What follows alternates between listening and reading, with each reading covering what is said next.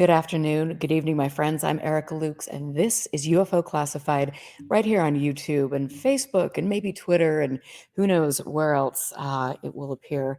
I want to thank each and every one of you for getting into chat. If you haven't been into chat, do it. It's fun. I've got the best people in the world in there asking great questions. I want to say hello to Peter and all of the wonderful people, Jim.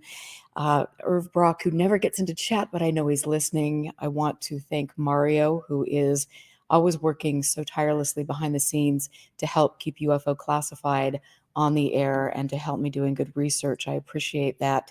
And I also want to say, if you like the show, take a moment to donate your support. As I mentioned, I am just to the point where I'm covering costs for the show, and there's so much more to do, so much with regard to archiving. So donate, go to PayPal or UFOclassified.com to become a Patreon.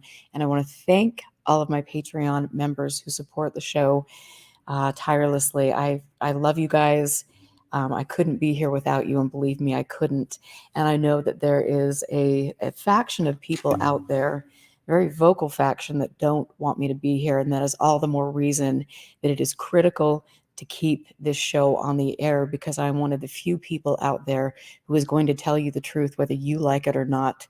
And I am here for God and everyone to see. I have taken my hits to the head, literally. I have been through ups and downs, a lot of pretty nasty stuff in the UFO world, but that just shows me that there are some small-minded people in the subject, and there's also, unfortunately, a group of people who've been dominating the subject for decades that don't have our greatest good in mind. And we're going to be talking a little bit more about that tonight. As you know, I have a very special possession, and that would be the Ann Druffel archives. And over the years, since I got the archives, I've been looking through some of her personal correspondence. And to me, above and beyond the sightings reports, it's the personal correspondence that teaches me the most and gives me a great insight behind the scenes that most people don't have the ability to have. One day I was looking through the files and I picked up a file entitled Martin Cannon. And I looked at that file and I read a letter that he had written to Ann Druffel back in 1993. And I was struck with the tone in which he wrote it. He was absolutely done with the subject. He had written a monograph called The Controllers, the Hypothesis of Alien Abductions. And he had received so much blowback for that he chose to walk away from the subject. And he also had some interesting experiences that I will share tonight. But as I sit here just reading this 3-page letter talking about how tired he is of people talking about underground bases, of MJ-12, Bill Moore, talk of politics, most UFO buffs maintain, and heroes that we shouldn't be idolizing. And so I read that, and I wanted to know who Martin Cannon was. Who is this man who is so exacerbated? I can relate to him completely now. But more than that, when I picked up the controllers and I read this, and here I have this, which you can't see the title, but, I've gone, yep, that really didn't help either. Yeah, anyway. But I read this, and this was a new take on the alien abduction phenomenon. And very diligently, Martin Cannon laid out for all of us reasons why potentially the abduction phenomenon could be related to advancements in our own human technology. And to me, especially at that time, kind of going through some of the paces with Skinwalker Ranch and some of the non-lethal weapons testing possibilities out there, it really got me to thinking. Now, while I'm not saying that this is the end or be all to things, I'm saying it is definitely something that we should look at and keep an open mind to. I fully believe, well, I know the UFO community can be very gullible sometimes, and that isn't in our best interests. There are so many good people who get into this subject. I remember, and I've mentioned this on many, many shows, looking at, going to conferences and seeing groups of people in rooms being hypnotized and being told that they are special star seeds and they are here to deliver a message.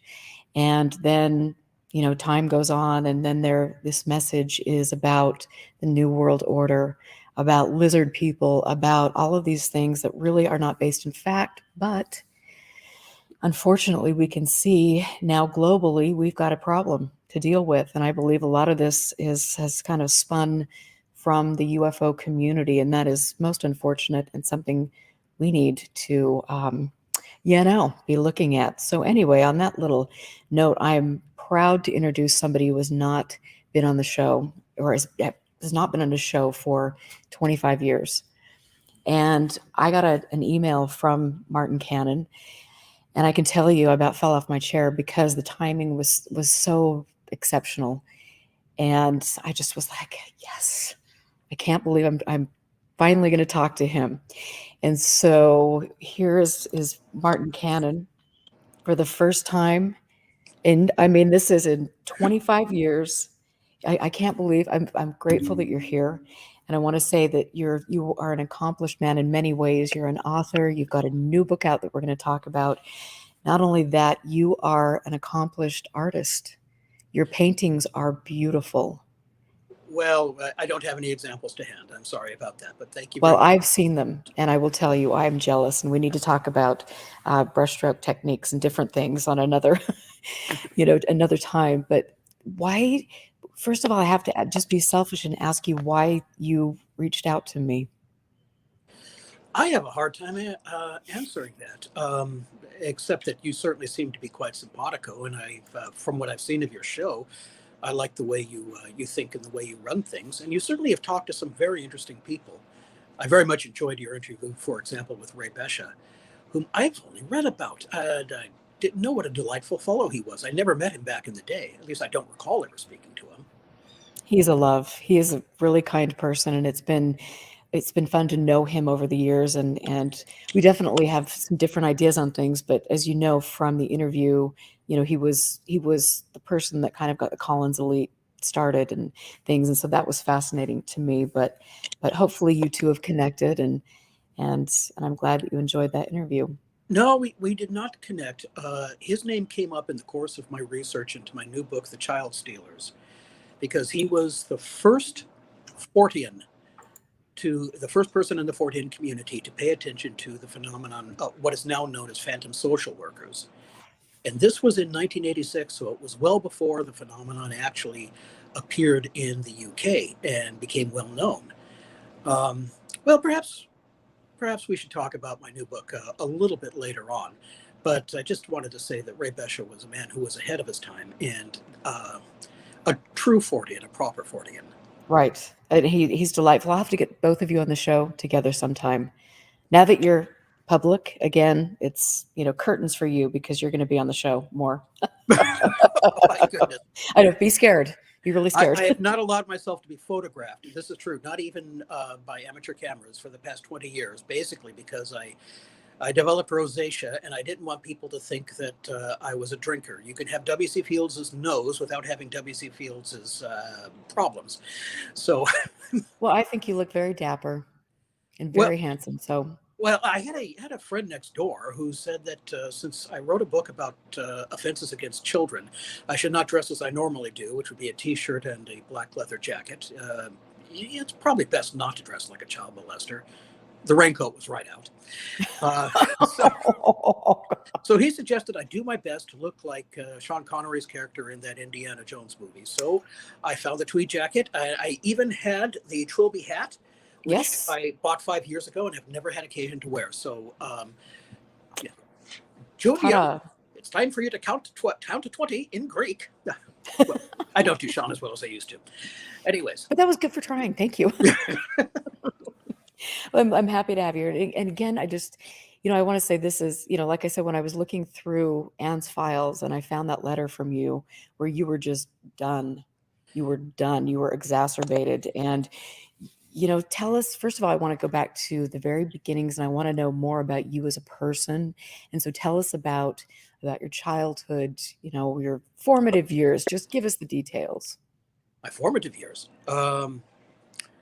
My father worked for Litton Industries, and he was. You've seen The Big Bang Theory, right? Hmm. That story is actually more common in California than you think. My father was a character very much like Howard, and except his personality was a little more like Leonard. My mom was a lot like Penny, and I'm afraid that I got his looks and her brains. No, I'm sorry, I shouldn't be unkind like that. But no, my father was an engineer, and he did in fact design components for the space program, Wow. projects Mercury, Gemini, and even Apollo. Even though he died before we got to the moon, that gave you major league bragging rights when I was in the first grade. Um, I was very, very proud of him. Um, that last year was very difficult, though. He died. He died of a heart disease at the age of 36. Oh my goodness. Yes, but he gave a lot to this country in the short time he had. And let's see. After that, my mother ended up with a rather notorious jazz musician. I've told you about him. Yes. Can you just tell the world about that? That is interesting. I Why should I? No, he was poised at one time to be perhaps the greatest jazz drummer of all time. His name was Freddy Gruber, and he ended up becoming the greatest jazz teacher of all time. He was a teacher to professionals. Wow. And oh yes, Neil Peart was one of his students. And oh, during those years, we had all sorts of famous people coming in and out, well, famous musicians coming in and out of the house. So I grew up in this very, very bohemian atmosphere of filled with rock musicians and jazz musicians, because Freddie had students who were coming in and out, and often artists and science fiction writers and all sorts of outsider thinkers like that. So those were the two formative influences on my life. My father, who was a great scientist, and then the parade of Bohemia coming in and out after that. Wow. That must have been fascinating and fun and perplexing and everything all in one. Freddie was a difficult man, but very self-destructive. He could have been as great as his friend Buddy Rich. Um, I mean, I lived in a household where my mother looked down on Gene Krupa as an also ran. Freddie was that good, and I don't know why I'm spending so much time singing his praises, because for long periods of time we despised each other. He was very, very difficult. Yeah, yeah, I remember you telling me that, and that is interesting, and it's interesting to know that you had that influence around you growing up. It's one of the joys I have about doing this show is not only learning about why people are interested in the UFO topic, but to learn, about what makes them tick, and some of the things are surprising, and that's really fascinating to me. So thank you for sharing that. I don't know how I got into. People have asked me before how I first got into that topic. I can't begin to tell you, except that I was when I was young and a voracious reader, just a couple of books along those lines. I remember there was one by the Lorenzens that came my way, and I thought it was fascinating. And it was since I had come from a background where we were always partial to outsiders and people who did not think conventionally. I'm afraid I gravitated to things that were probably, well, they wouldn't have made my father very proud of me. Are you sure? You never He know. was a scientist. Well, okay, good point. Good point. That could have thrown him for a loop, but I mean, you're very methodical in your approach, and you're not out there like a lot of people in the UFO subject. Well, I don't know. I do remember when controllers first came out, and I got a lot of blowback. Bud Hopkins absolutely despised me. I was not. I didn't expect him to agree with me, and I expected him to be a little bit peeved. Um, and I tried to explain to him and to everybody else that my feelings are not set in stone. I may have come up with a theory that was a bit different from one that everybody else was promulgating at the time, And it was certainly something that they weren't expecting. But I wasn't telling people, okay, we must now think this way. Wasn't trying to convert anybody. Um, and that's what a lot of people seem to expect. They expected me to be the kind of person who was desperate to score a conversion.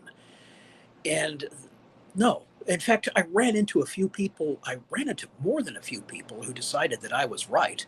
And they wanted to go out into the world and spread the gospel according to the controllers. And my attitude was, oh, God, no. I don't want to be the leader of some sort of weird conspiracy cult. I want to be I didn't mind being this rather outside writer with a rather unconventional notion, but not that. And so let's back up a little bit, because I definitely want to dig into the controllers and some of the influences that you had around you at that time, because I think that really it's a good lesson for all of us. It's definitely provided me some insight with things that I'm going through. But I wanted to, ask you, what was your first venture into the UFO topic, and how did you get involved in the UFO scene? Well, as I said, I had read the material, Right. and I, I, I wasn't really in the scene. I don't think anybody quite knew me before I came up with the idea for the controllers. I do recall, I don't even recall how the idea first burbled into my mind. There was probably that, there was like a radio broadcast about MK Ultra that I listened to late at night on a radio station called KPFK, which at those days broadcast all sorts of bizarre things. I was a professional illustrator and I worked at night because there are fewer distractions at night. And so, we didn't have the internet and we didn't have podcasts in those days. That show was pretty much all we had. And somehow the idea of it burbled around in my head for quite a while. I turned it around and I turned it around. I listened to a broadcast of a lecture by Bud Hopkins and a couple other people who were involved with the UFO abductions scenario. I know Whitley Strieber's Communion had come out around that time. Mm-hmm. And there was a point where I just began to wonder, maybe these people are all telling the same story. I wasn't at all sure. To this day, I am not at all sure. And I wish to make that very clear to people. At that time, people thought that I was an arch enemy of the extraterrestrial hypothesis, and they treated me as though I were Phil Klass's younger buddy. Well, and you were a CIA agent, right? Oh, yes. Oh, God. I've been called a CIA agent more often than E. Howard Hunt. And as somebody who considered himself something of an anti-CIA activist, that was quite the insult. And there was no way to tell people. When people got that idea in their head, they simply did not want to listen to any contrary evidence. I would say, well, look here, I know people who've known me I could tell you people who've known me all my life, who knew me when I was quite young, members of my family. Nope. They didn't want to hear any contrary evidence. They got into their head I was one of the bad guys. Well, I have a kindred spirit. For sure. Really? So who's been accusing you lately? It's stand in line. I mean, I'm accused of something new every day. I remember like a few years ago, and this is so comical, I was actually accused of being on Bigelow's payroll. You? Yeah. My goodness. Right. Since when have you said one good word about Robert Bigelow or Skinwalker Ranch? Well, it really hasn't happened, but I guess back in the day when I was bright-eyed and bushy-tailed and wet behind the ears, I might have maybe seemed like some, I don't know, Bigelow proponent, but clearly I've shattered that illusion multiple times and look forward to continuing to shatter that illusion. Well, I know, but one of these days we are going to have to speak at length about your experiences with the Skinwalker Ranch phenomenon, because I have to tell you, back in the 90s, even then, Skinwalker Ranch was beginning to get a little bit old. We were told that, in fact, the last time I spoke with Jacques Vallée, he was saying that, well, we are quietly studying this thing behind the scenes, and yeah, you've been doing that for a few years now, Jacques, you and a bunch of other people. Nothing provable yet. here it is, like in 2022, and we still have no proof. There's no evidence, nothing to go on, nothing even to chew on. Just as is always the case, testimony. Just the people saying, well, this may have happened, but we don't have photographs, we don't have recordings, we don't have any data. I thought this was a scientific endeavor, and I thought it's been going on for years. A scientific endeavor into stupidity, I think. I hate to say that. I mean, it's, how many ways can people be fooled? I don't know. It is interesting, and we all know my views for very good reasons on that topic. But you're right. You bring up a good point. This is supposed to be a scientific endeavor, and there has been not 1 ounce of science applied to this. And better yet, unfortunately, behind or the Bigelow crew doesn't want to be transparent with their information, which is something I think that says a lot about that scientific study. So I could understand a lack of transparency for a certain amount of time, a year, 2 years, maybe even 5 years. Keep it on the QT, make sure that the public is at arm's length. But it's been a quarter century or so by now, hasn't it? Certainly we should have something. You would think, but we do have dino beaver sightings, and that makes it all worthwhile. Yes, but it's really no more. In fact, a good deal worse than everything that John Keel came up with. I mean, he had sighting reports of Mothman, but he didn't have any photographs. He didn't have any video or 16 millimeter film, did he? However, at least his sighting reports are much better than anything we're getting out of Skinwalker Ranch or anywhere else these days, frankly. Right. Absolutely. Yeah. It's interesting. And so I want to go back to, okay, so you get into the subject, and who are some of the people that you gravitated towards and that you found kind of as kindred spirits back in the day? Well, I want to say John Keel, but that would lead people to believe that he and I had ever communicated. There was something about the fellow that always made me feel a little hesitant to try to. I had his phone number. I had everybody's phone number. I had the Rolodex you wouldn't believe. But I didn't, and I should have, because even if he had chewed me out or said go to hell, it would have been an honor. As for Valet, it was quite an honor to meet Jacques Valet, even though my one meeting with him was a bit of a disaster. It's described in his fourth Forbidden Science book, but he doesn't talk about what a disaster it turned out to be. Still, he was quite an influence on me, because he was an outside the box thinker. Because as a great science fiction writer told me when I was a child, when they hand you lined paper, write the other way. It turns out G.K. Chesterton said that. That line stuck with me. Jacques Vallée, whatever else you might say about him, he is the person who, when you hand him a piece of ruled paper, he always does this. And it really ticks people off. But once they think about it for a while, they think, I'm at least grateful that he forced me to look at this differently. He is an interesting man, for sure. I would love to have the opportunity to meet him sometime. And I will say he's kind of one of the last great heroes, I think, in the subject. He almost has a cult-like status. He's a cult symbol, I think, in a lot of ways. Do you find it interesting that he has his group of friends have been the same group of people that have been promoting a false narrative over the decades? Hal Puthoff, Kit Green, Well, that's worrisome, but I mean, yeah, it's been quite a while since I read The Invisible College, but I got the impression that basically that's where it all started. The Invisible College was the aviary, or was the evolution of the aviary. And Jacques Vallée always had one step inside that group. But I'm not sure that he could ever really be considered part of it. I mean, I don't think that Bill Moore ever assigned him a bird name, for example. Perhaps he did. I don't know. And when you look back on that, like, Really? Somebody was assigning bird names? I mean, that, like, it's just awkward, and then it's like you get into this and it's like, oh, what bird was he?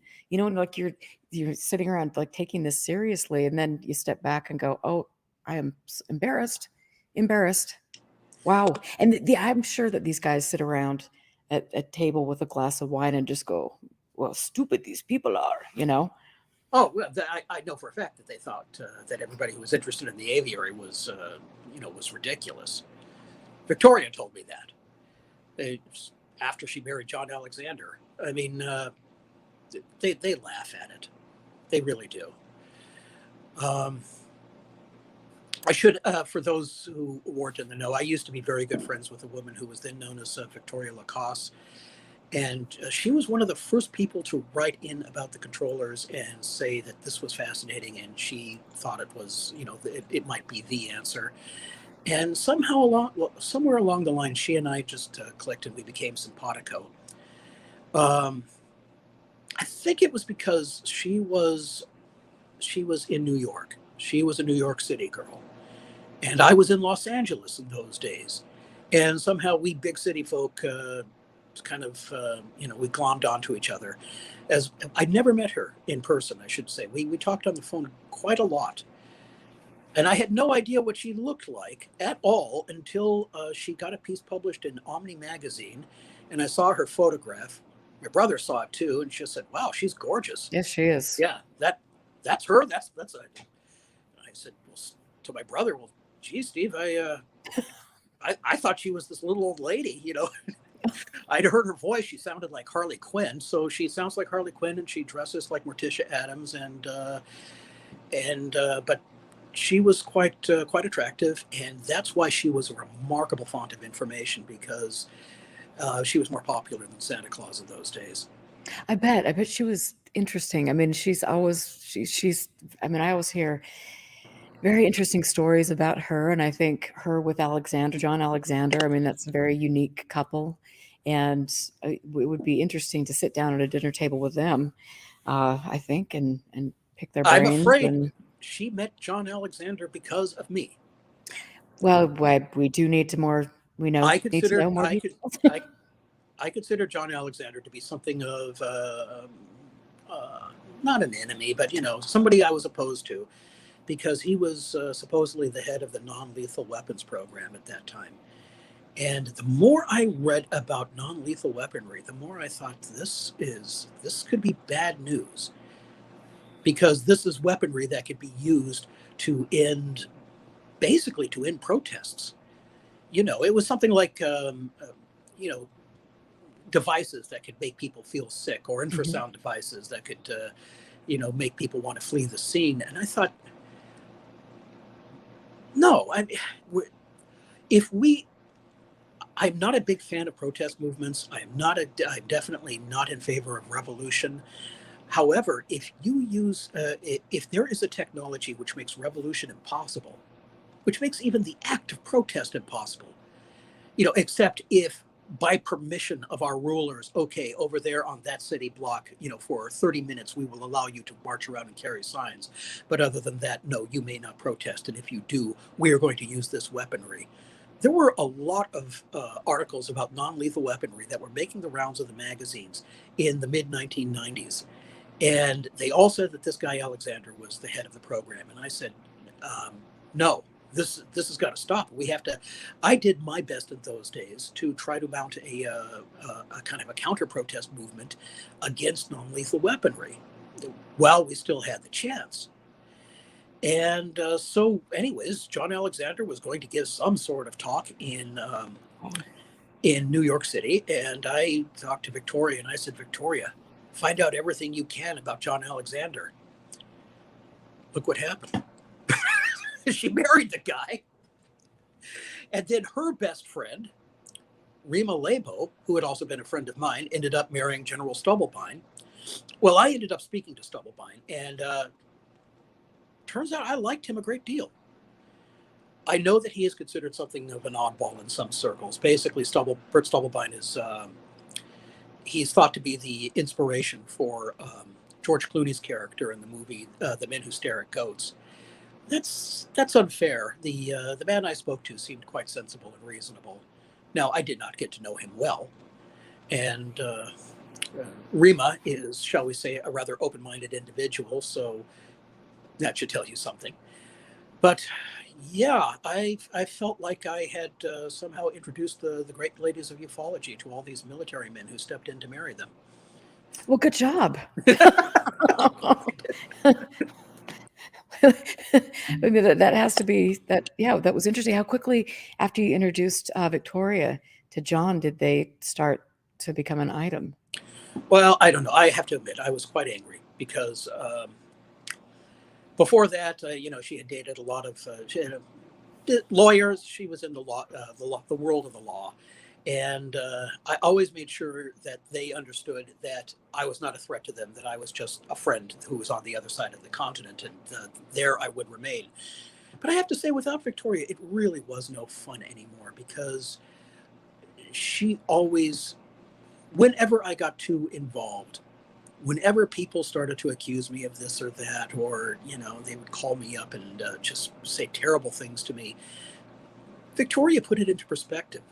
She thought this was funny. I see now that she was absolutely right, and that was exactly the correct attitude to take. I Without her, I had two great friends in those days, Victoria Lacoste and Al Kunzer, and without them, I was just done. And that's interesting. I mean, I would love, like I said, I would love to talk to Victoria sometime.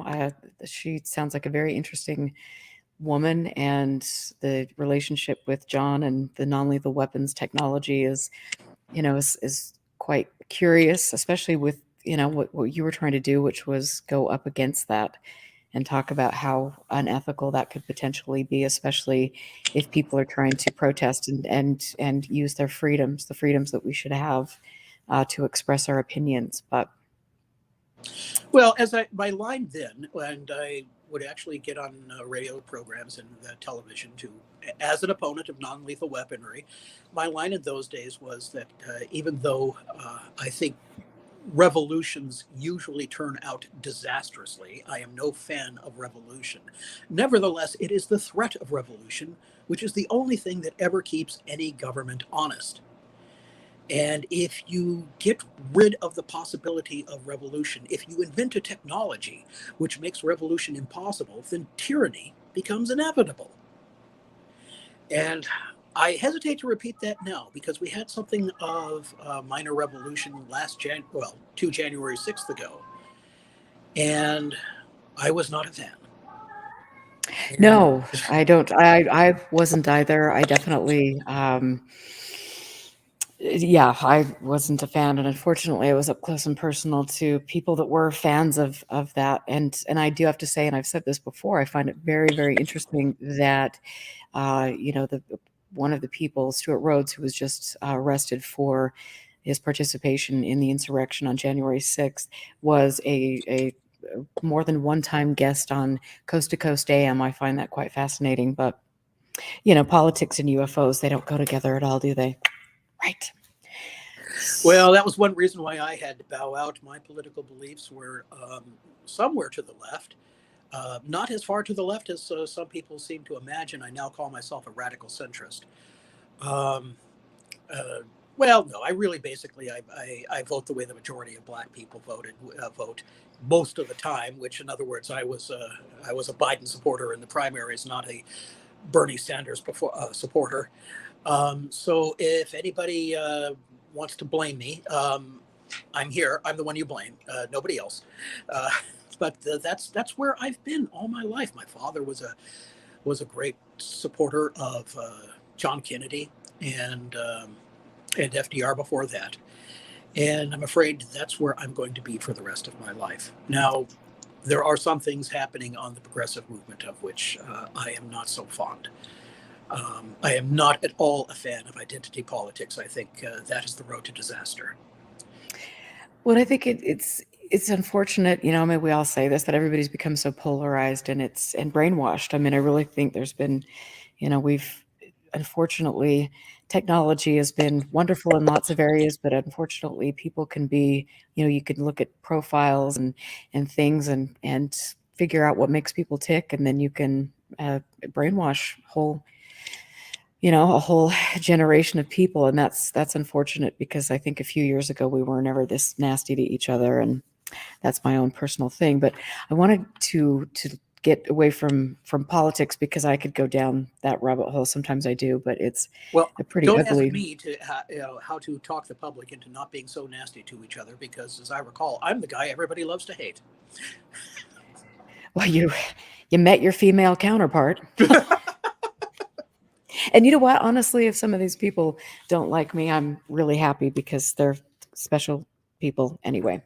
And so, Erica, they love you. oh, the good people do, the nice people, the people that have brains and understand that there's, more to life than it's just our child's skull and different things. But anyway, if I scream, that it's because there's a very large cat who's going to jump on me, and it probably won't end well for me, but that's okay. So I'm just throwing that out there. You can hear little Mufasa's here to join us. So, with regard to the controllers, let's go over this briefly and talk a little bit about Jose Delgado and some of the research that he did, and the potential implications with what he did. Oh, well, gosh, I hadn't been prepared to speak about Delgado, except that I was very, I was, oh, so that is Mufasa? Yes, he's We have a black cat called Newbie and a gray cat called Tiger. he hasn't started his diet. Oh, my goodness. Clearly, Mama has. He hasn't. So anyway. Okay, continue. I'm sorry. Anyways, Delgado, he was the person who invented the stemoceiver, which was a very large and obvious brain implant.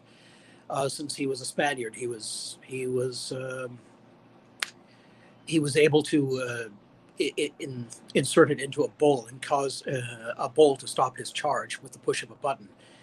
He decided to conduct a demonstration in a bullfighting scenario, because that's what Spanish people do.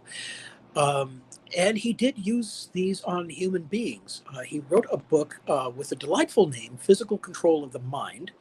I was lucky enough to find this in a used bookstore in Los Angeles. It was filled with pictures of mental patients who had had these things implanted into their heads. Well, he conducted this research in the 50s and in the early 60s. And so in the late 1980s, we had all these UFO abductees who were claiming that things had been implanted into their noggins. I don't know if that is true. I mean, it's not like I saw a scar. And I did once. There was one UFO abductee who allowed me to look into her ear canal, where she said that something had been inserted. It was very strange. We were in a public restaurant. I'm sure that anybody at a table next to us probably would have thought that this was the weirdest thing they'd ever seen. And I did see something that I thought was strange and unusual, but on the other hand, I am not an ear specialist, so I can't tell you how unusual it was. But there is no proof, as far as I know, that UFO abductees actually have been implanted with any device of that sort. It would obviously have to be something far more miniaturized than anything that Delgado was playing around with. Nevertheless, it just struck me as an interesting motif that here was this, almost literal mad scientist in the 1950s who was playing around with these devices that were sticking out of people's heads in order to control their behavior. And then not 20 years later, they were people who were being abducted by aliens, allegedly, were saying that much the same thing had happened to them.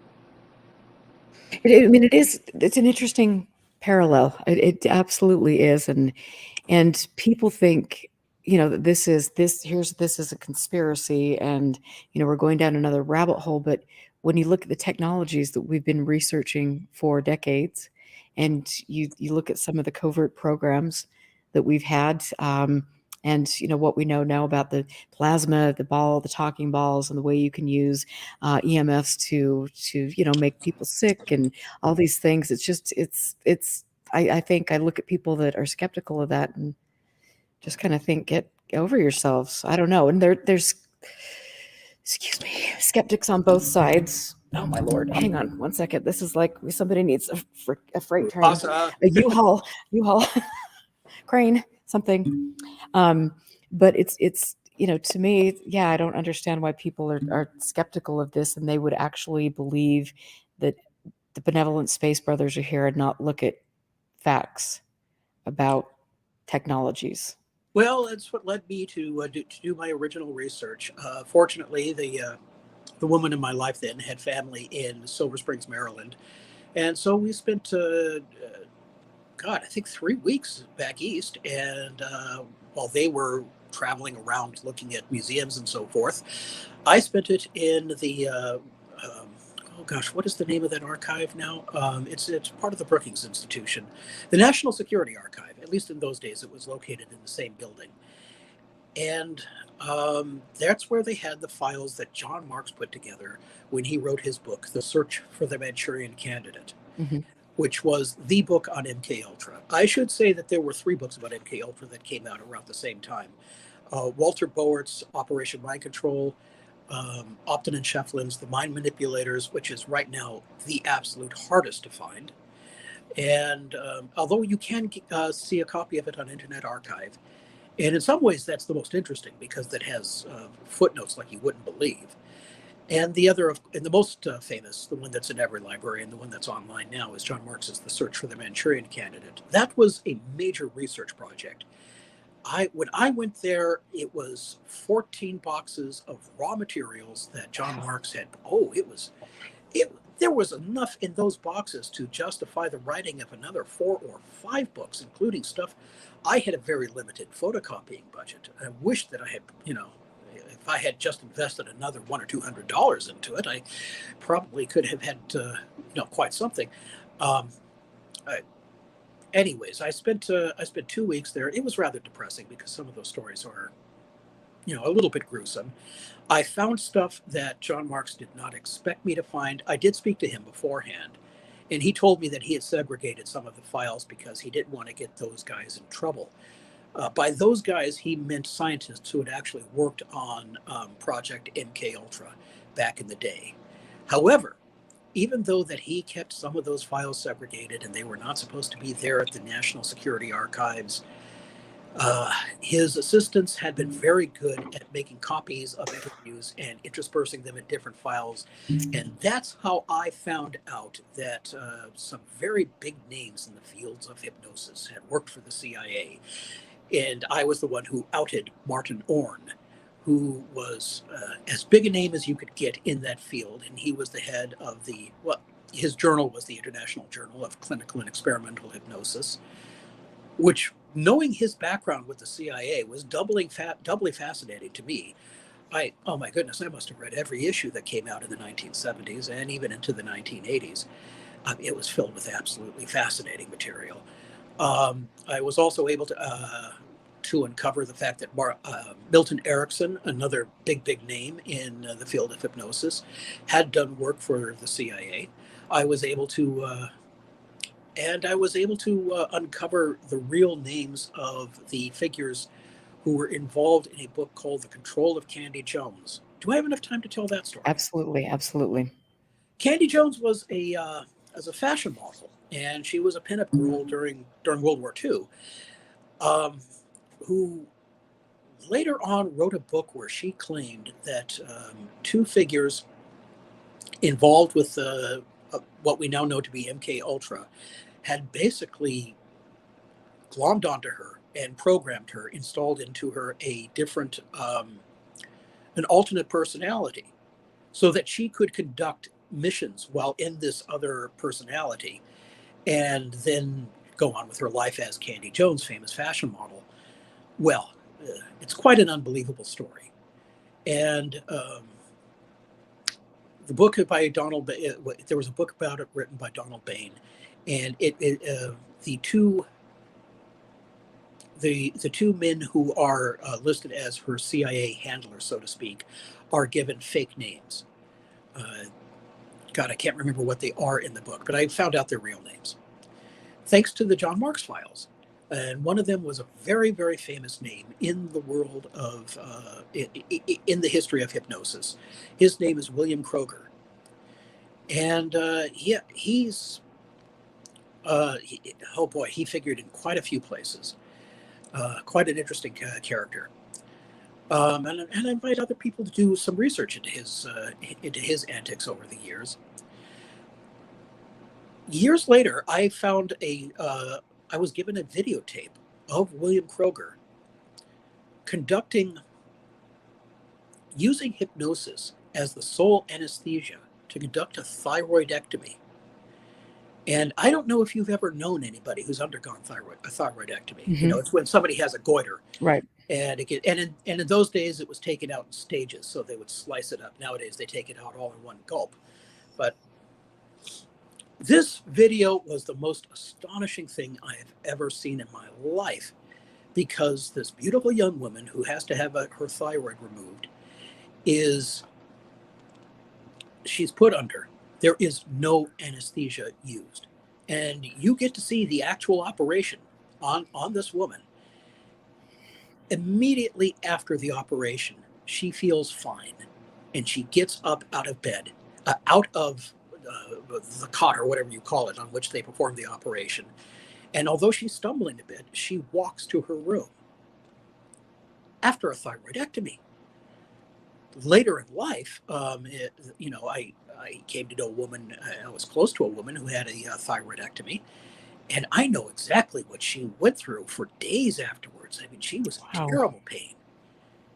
So that film taught me the power of hypnosis, the absolute power of hypnosis.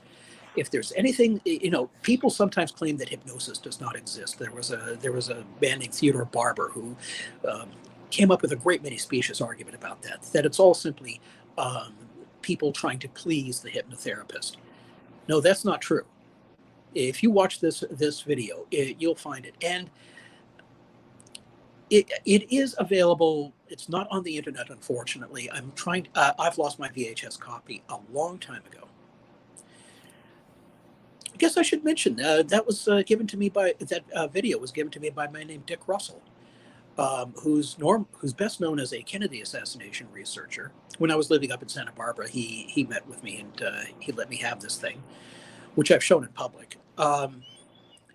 He was going to write a book himself about MK Ultra at one point, and he bowed out pretty much for the same reasons I did. It's crazy out there. And unfortunately, this is a field that attracts the attention of a lot of difficult individuals, because unfortunately, there are people out there who have schizophrenia, and they want to blame some outside force for what's happening to them, and it's really purely an internal situation. I did not realize this, or if I did realize that, I didn't pay it any heed when I wrote the controllers. I did not realize the effect that this book would have on people, and that it would lead to the creation of a subculture of individuals. Well, what we now call people, I think gang stalking is the term of art that they use. Right. I helped to give birth to that subculture. I'm very sorry. I did not intend that. These people were constantly calling me day and night. I've had people tell me that I used to be on my meds, but I stopped taking them because I read the controllers, and now I know what's really happening. Oh my gosh. That must have been heartbreaking. More than once I've heard that. I mean, well, I had a Jewish stepfather and an Italian and a Sicilian mother. So if there's one thing I know about, it's guilt. The guilt I felt in those days was absolutely crushing. But at least you're feeling guilt, because that's more than a lot of people in the UFO hierarchy would feel when they are, hypnotizing people, and then, brainwashing people into believing that they're special star seeds and that they're here to save the planet, and convincing people that in all likelihood could be either, I mean, obviously gullible, easily swayed, or have mental illness. I mean, I think a lot of people in the UFO hierarchy need to be called out for some of that behavior that's really dangerous and pretty unethical. So I think it says something about you, that you understood the gravity of what you were doing and what that entailed. Well, I never hypnotized anybody. I had read a lot about hypnosis. I had read many books about hypnosis. I am quite certain that I read more about hypnosis than these people who were actually doing it willy-nilly to abductees. And as I said, I read an entire decade's worth of the International Journal of Clinical and Experimental Hypnosis and the American Journal of Clinical and Experimental Hypnosis, run by a guy named Corey Hammond, with whom I was on friendly terms. Um, Fascinating. Wasn't he in Utah? Yes, yes. Right. And he spoke at a psychiatric conference and was talking about some of this. And I believe there's still you can find the speech online. I wish I could remember the name of it. The But Dr. Green speech. yes.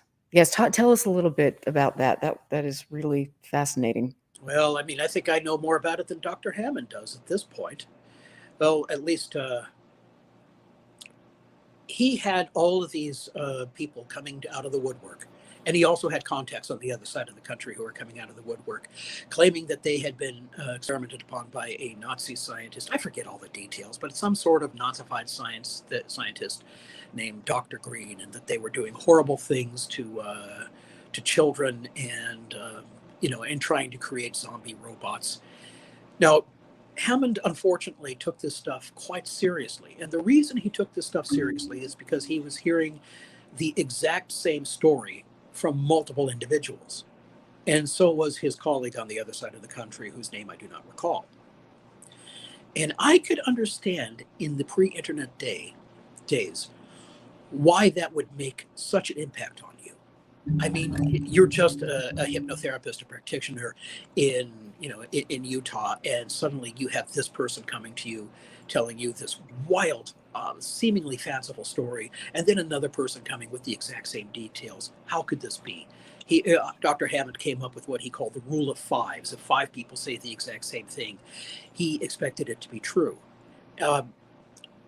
It took me a while to understand what was really going on. And for here, I have to thank a friend of mine named Mike Coyle, who at one time actually had the evidence to hand, and he was talking about it with me in great detail. Before there was the internet, there were the BBSs, and these people. There was a whole subculture of people who believed themselves to be experimented upon by, malefic actors. And they were in contact with each other on these BBSs. And Mike had printouts. He was able to see how this motif would enter the story, and then other people would glom onto it and say, "Oh, yes, I remember that too." They remember, quote unquote. Well, that's what led Dr. Hammond to believe what he believed. He thought that since the stories were coming independently to him, that these people could not possibly have been in contact with each other. And he got into a lot of trouble for that.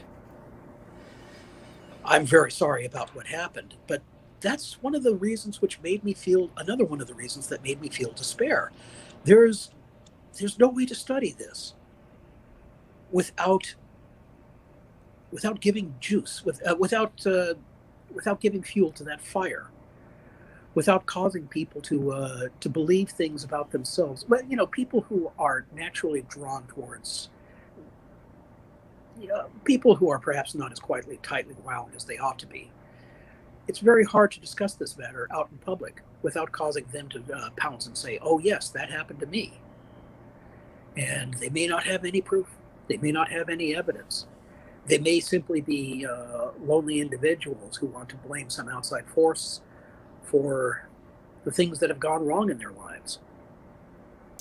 And that is so interesting. I'm just so glad that you brought that up, because I remember a period of time looking into looking into him and listening to his speech and the great, Dr. Green and the experimentations. And I went down a rabbit hole here, actually, where I was introduced to people that were studying, the alleged satanic ritual abuse and all sorts of things. And it was very, as I look back on the people that I was introduced to, that all have to do with a certain place, it's been funny to see all of this stuff. And one of these days I will, lay all this out and share the information that I've had to deal with behind the scenes with regard to these shady actors and things in our community and in the UFO subject. But so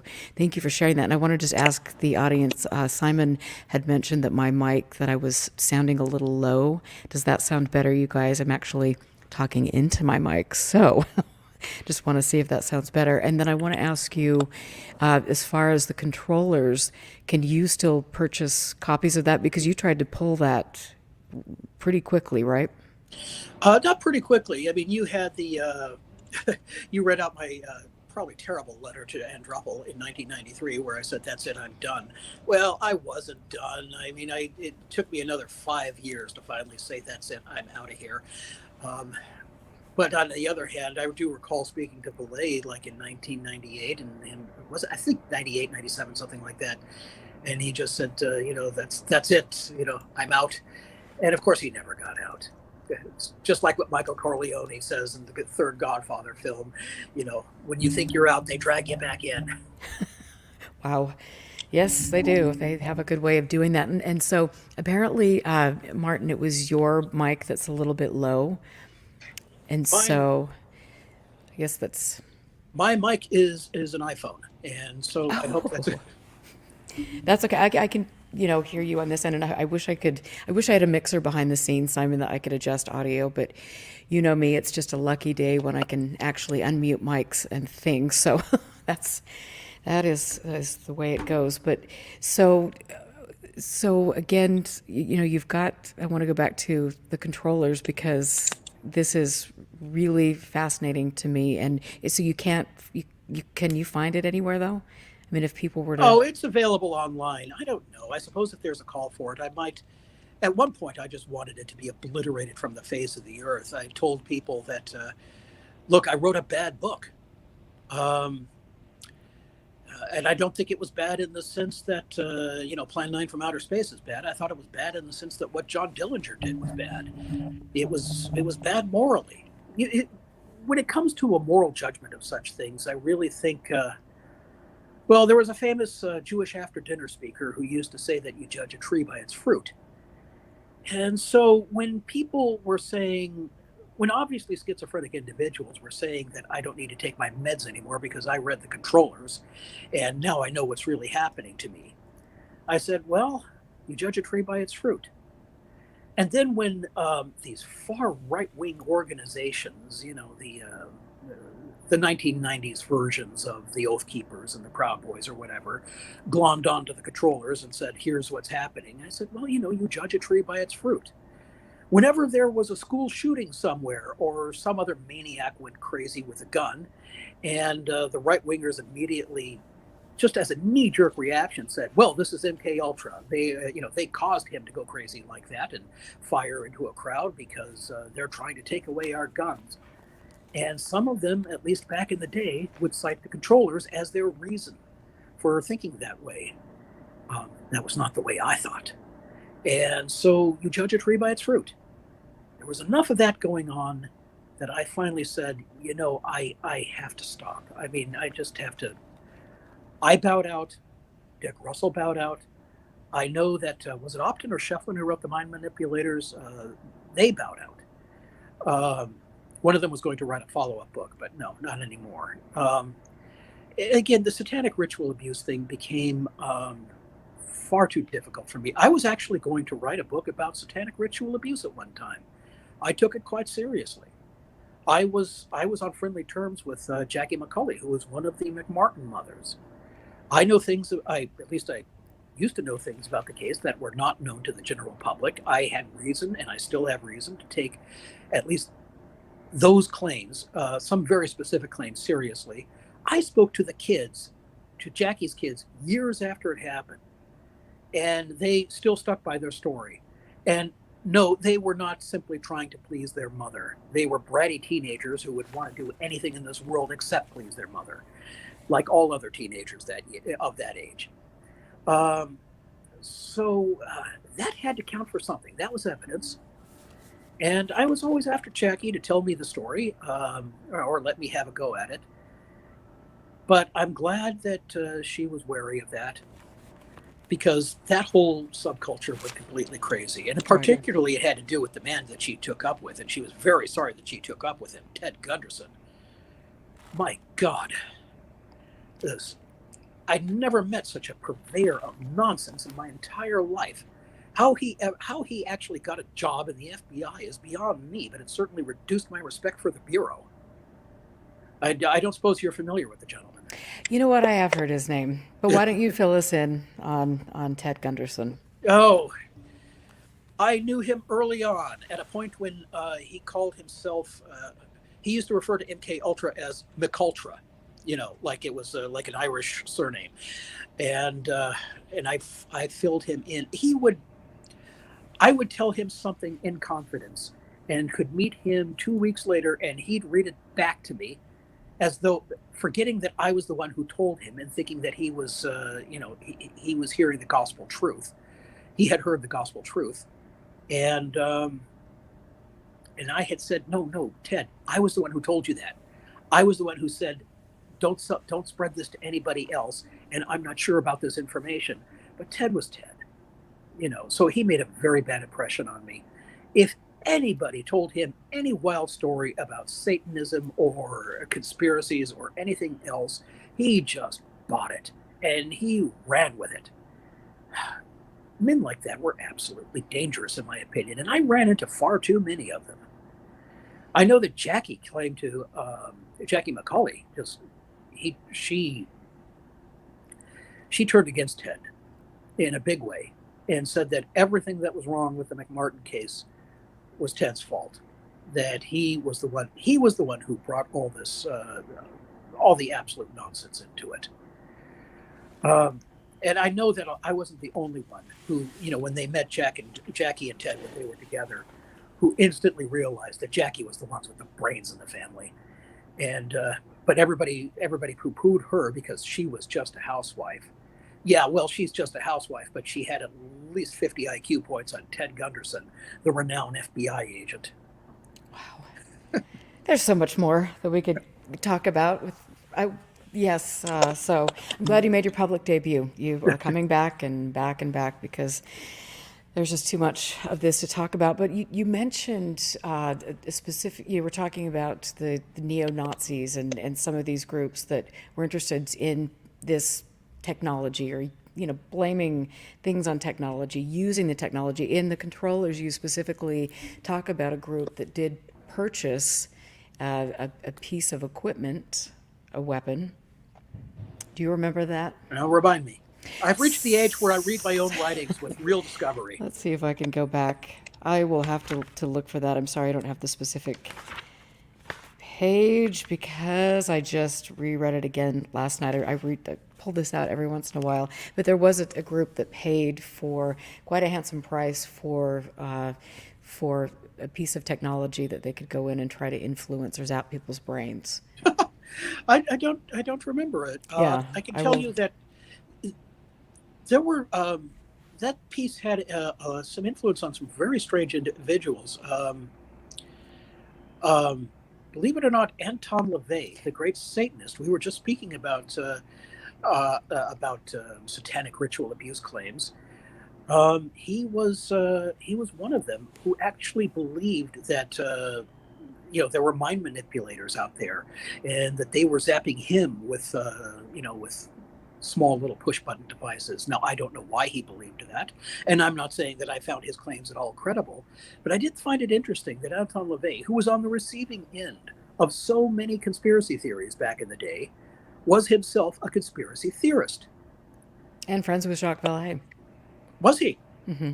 Oh, well, I could see Jacques doing that. Just a interesting side note there. Definitely. And so let's talk a little bit about the wavies. Well, that they were. Oh, you know what? That term came from the time when I actually was researching the John Marks files in D.C. There was this fellow who was viewing me a little bit, where he was part of the National Security Archives, and he helped. He was just helping to organize everything. But he noticed, that I was taking taking a very very deep interest in the John Marks files. And finally, after a few days, he wanted to ask if I was a wavy. And I said, "What's a wavy?" And it turns out in those days, just about most congressional staffers had what they called a wavy file. And that was a file from constituents back home who felt that they were being beamed by, the secret government. In other words, the tinfoil hat crowd. And he wanted to make sure that I was not among them. And I laughed and I said, "No, no, nothing like that has happened to me yet. I'm just here to do some research. I wanted to write a follow-up book to Mr. Marx's here." And I haven't been getting a whole lot of help, but eventually he realized that I was, I was semi-serious about it.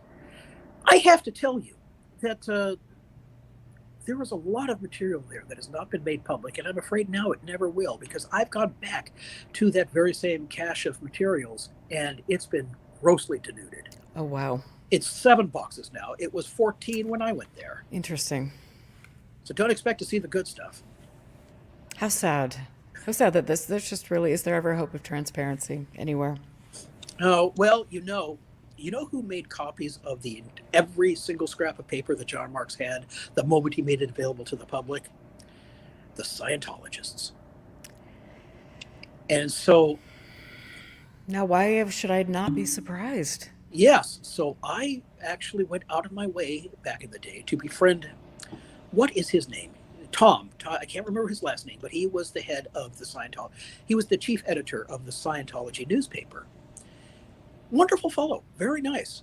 I wish all Scientologists could be like them. The religion would probably be on a much sounder footing right now. But I thought that if I could befriend this fellow, that eventually they would let me in to see the Scientology copy because I thought the Scientology copy was in my city, in the big blue building in Hollywood, right? Right across the street from New York George's, where I used to eat every so often. Um, but it was very, very difficult. Tom was he wanted to help me, but I don't think he knew where that stuff was. And eventually I realized that there's no way you could have anything to do with the Scientologists without them trying to score a conversion. And that just wasn't going to happen. Interesting. How interesting. Okay. That, and I want to just go over a little bit more with the controllers. You in the last chapter, you talk about the Betty and Barney Hill case. So can we talk a little bit about that? There are, even after I disavowed the controllers, and I should say the reason I disavowed it is because I just kept on running into people who thought that this story applied to them, and they had no evidence. And they thought that I was a bad guy for asking for proof. Or not even, my standards of proof are not impossibly high, but just any proof. No, no, no. All I got was testimony, and some of it was quite unbelievable. But even after I turned my back on all that, there were a few stories that led me to believe, classic stories, that led me to believe that maybe something was going on there. The Betty and Barney Hill story was one such. And I guess I can tell this now. I've told you this in private. Mm-hmm. And I didn't put this into controllers because in those days, Betty Hill was still alive. And I never got up the courage to speak to her directly because I thought that after that thing, controllers got out, she just would have been mad at me. But a fellow I knew named Robert Durant, You could see him. He appears in the movie Mirage Men. He was an old school ufologist. I think he's still alive, isn't he? Anyways, he talked to Betty Hill, and as was his wont, he recorded the telephone call. So I got to listen to it. He shouldn't have made it available to me, but I did. And I found out things about the Hill case that have never been published. And it made me think that something was definitely going on. The two most important things I found out about Betty Hill from that telephone call was, one, she was a communist. And I don't mean that in the sense that people will call you a communist if you vote Democratic. No, I mean she was literally someone who thought that Russia was on the right side in the Cold War. She says exactly that in this conversation with Robert Durant. And so was Barney. Now, it's been known that they were part of a great many progressive organizations, and in those days, just being an interracial couple was considered to be, J. Edgar Hoover would open a file on you just for that, and let alone many of the left-leaning organizations that they were part of. But for somebody who was pro-USSR in those days, yeah, they definitely had to have been watching her. The other thing that came out in this telephone call that I thought was very interesting was that before it happened, and I'm pretty sure we're talking about before it happened, all sorts of Air Force intelligence officers went out of their way to befriend Betty and Barney Hill. They met them at their, wherever they socialized, at their places of worship, and Betty thought that this was excusable and didn't think that this was too unusual. I was listening to this and I thought it was extremely unusual because in those days, you could lose your security clearance for hobnobbing with somebody like Betty and Barney Hill, for socializing with somebody who advocated communism. Now, I am not here to, I'm not saying that Betty was a communist, by way of just, by registering my, agreement or disagreement with her stance. She's no longer with us, and we're talking about something that happened many years ago. Frankly, I don't care what she or Barney believed politically. It's nothing to me. But the fact that he had these beliefs, and nevertheless, all of these people in the Air Force just went out of their way to befriend them, that was unusual. And that told me that she was on somebody's radar, that she and Barney were on somebody's radar before the incident in New Hampshire happened. And so I've got a question from V. Did they live near a major base, military base? Yeah. I can't remember the name of it now. But yes, she did. I remember her referring to that in that phone conversation with Durant. I hope somebody can get that copy of that. I mean, I'm sure Durant is very embarrassed by the fact that he used to record everybody. I'm sure he's got my voice. He used to. But if there is one of these clandestinely recorded telephone calls that he should make available to the public, it's this one, because it was the most fascinating interview Betty Hill ever gave. Well, I bet some people are going to have something to say about this. So, and so Drew Williamson was wondering if it was Pease Air Force Base. Probably Pease. That sounds about right. That sounds about right. Thank you, Drew. They live not too far from Pease Air Force Base, and what would explain the fact that all these people with security clearances would go out and befriend somebody like Betty and Barney Hill, who, even if it was not well known that they were sympathetic to the Soviet Union, they were part of every left-wing organization imaginable in those days. And mind you, in many ways, I admire Betty Hill. I mean, she certainly, it was certainly brave to be involved in an interracial relationship at that time, and good on her for that. But it just seemed strange. And also, of course, there was the detail of the fact that do you remember the story about the beeping car? That he kept on hearing this beep coming from the area of the trunk. Remind me of that again because it's been so long and that hasn't been an area of my Well, it was just that when they were making the trip and they were coming home, and before the abduction happened, they kept on hearing this beep, beep, beep coming from the back of the car. And eventually they checked the car after they finally reached home, and they found these. Now, I'm going, it's been many years since I've read this material, but they found the circular areas where something magnetic, it seemed, had been stuck to the hood of their car. There's probably somebody out there who's going to correct me right now, or to the trunk, I should say. The point is, that didn't strike me as anything having to do with aliens. And I know that I have come across similar stories in the literature of espionage. And now somebody's going to come out and say, oh, yeah, what canon? Well, I'm talking about something I read like maybe in 1999 or 2001, but I know that I've read it. Excuse me, please. Yeah, absolutely.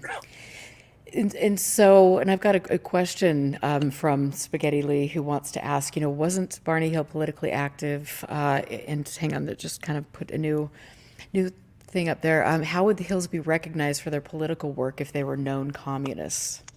Well, I don't know if they were so known for communism. I mean, this was something that Betty Hill admitted to Robert Durant in 1989, I think it was, right, in a tough private telephone call.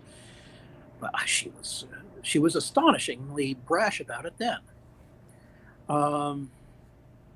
But she was a member of a great many highly progressive organizations, well, the kind of organizations that would get you on the bad side of J. Edgar Hoover in 1960, or whatever investigative service the Air Force has. I mean, as I said, in those days, even an interracial marriage was considered really, really strange. How fascinating. And I think that's one of the first times, you had mentioned that to me, that I had heard of that, and I had asked a couple other people that are very knowledgeable in the subject, and they don't recall hearing that. So that would be amazing to get a hold of that conversation. Oh yeah, Betty had been to the Soviet Union. She claimed, and I remember her telling Durant, more and more people are understanding that the Soviet Union is not like they're saying. Again, it's her opinion. So the Hill case always stuck in my craw. I cannot prove that it was people. I will say that the material they gave that Barney gave under hypnosis should be looked at over time, because the gray aliens as I recall, did not enter into the story during their first sessions. As I recall, he was talking about human beings originally. And that was interesting to me. Now, I tried to find some indication that the hypnotherapist who did the regression on the Hills, Benjamin Simon, had any involvement in MK Ultra. I never did. John Fuller, who wrote the book on Barney and Betty Hill, certainly appears to be a more interesting character now than I realized at the time. The Hill case is one. There are a couple of classic cases which make me think that maybe even though I came to despise my own work, maybe the Controllers wasn't entirely wrong. Mm-hmm. And to tell you the truth, although I had put that part of my life behind me and decided that I was going to try my best not even to think about it again, and just dissuade people from reading my monograph, just forget I wrote it. There were a couple of things that happened more recently that had me going back and wondering if I wasn't onto something after all. And the primary thing was a book by a man named David Boer called No Return, about the Jerry Irwin story. Have you read that? Yes. You could have knocked me over with a feather when I read that thing, because he has the best case I've ever seen for my hypothesis. And I will tell you, he wrote that book without even knowing who I am. It was a little hurtful because he was working with Jacques Vallée, and apparently Jacques didn't mention my name to him. But yeah, he wrote that. He had never read The Controllers. Now, he afterwards, quite recently, David and I have been in correspondence, and he has read it. I'm glad, though, that he did not read it at the time he wrote the book, because I'm glad that the idea occurred to him completely independently. And he uncovered some very good evidence when he talked to people who dealt with Jerry Irwin medically, when he looked at the medical records. There comes a point where you have to say, not that the MK Ultra hypothesis is a lock, Mm-hmm. but that in that case at least, it's a very, very good a very, very good hypothesis. It is something that you can study. There was another case very similar to that that happened in 1959.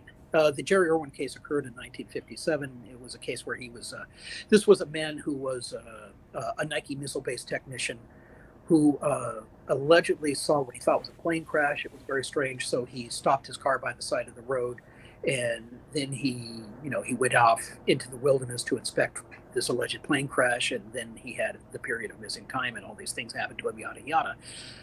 Well, a lot of people don't know that something very, very similar happened to a man named, I want to say Joseph Long, in 1959. And again, very similar to the Jerry Irwin story, he was a fighter pilot, this Longfellow. And he was traveling from the Tonopah base, Mm-hmm. which is now the subject of many, many rumors. It's sort of like, the other Area 51. He was traveling about 30 miles south of that, as I recall, almost the exact same thing. He saw something, streaking overhead. He decided to get out of the car and double check. And he had this experience. Then he ended up going to Creech Air Force. It's now called Creech Air Force Base, and was studied by a great many people, including, I think, J. Allen Hynek weighed in on that one. At the time I read about what happened to Mr. Long, I thought it was just another UFO case, and very interesting one for the files. But it is so similar to the Jerry Irwin case, especially in that they both had jobs that required very, very sensitive security clearances. Long as a fighter pilot, he's somebody who might well be, in the course of his duties, be downed over enemy territory. You might want to see what kind of techniques could be used to cause a man like that to break. What techniques could be used to cause a man like that to give classified information without even realizing that he's giving classified information.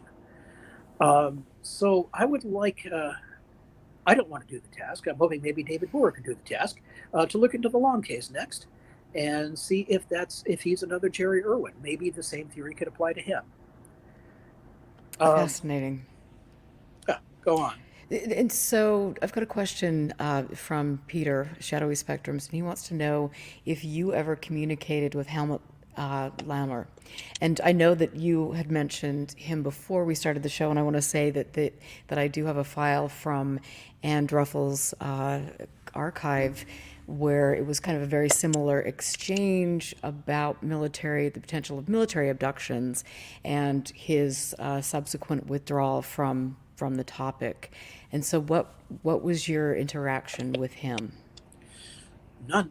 God, if we did speak, it was very, very brief, and we may not have spoken at all. Of course, he was in Switzerland, so in the pre-internet days, communication like that cost quite a bit of money. But I did speak to people in England and so forth.